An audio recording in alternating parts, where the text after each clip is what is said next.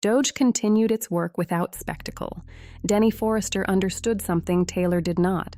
Visibility created friction. Doge thrived in the quiet after outrage burned out. A regional NIH office closed without ceremony. Its responsibilities were folded into an automated review queue that flagged grants based on alignment indicators no one could fully define. USAID partners received emails informing them that funding would be paused pending reassessment. Reassessment never came. The Department of Education's remaining staff spent weeks answering questions they no longer had authority to resolve. Doge did not fire people loudly. It erased them administratively. Taylor praised the results from the podium, calling the cuts bold and necessary. He never mentioned rural clinics closing. Ordinary people existed to him only as applause or obstruction.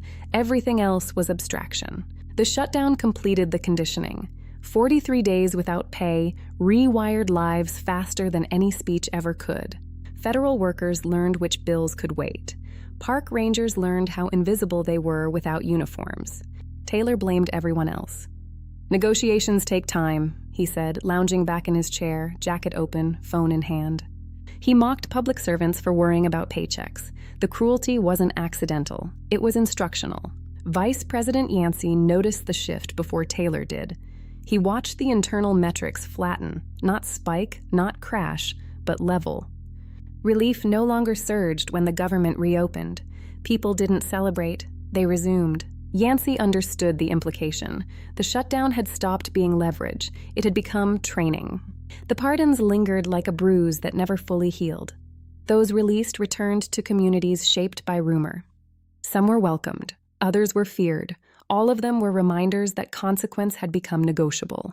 Taylor delighted in reminding people of that. "Presidential power," he said once, grinning. "Very strong." He admired power in the abstract, not outcomes, not responsibility, power. Ellis marked the date in his notebook. Accountability dip, trust erosion, fear normalization. The pattern held. Trade War 2.0 arrived quietly. Receipts grew longer by inches. Prices rose in increments small enough to argue about. Inflation didn't spike. It crept. Taylor mocked economists again.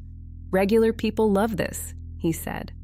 Small manufacturers closed without headlines. Family stores cut staff quietly. Consumers adapted. Adaptation became the national skill.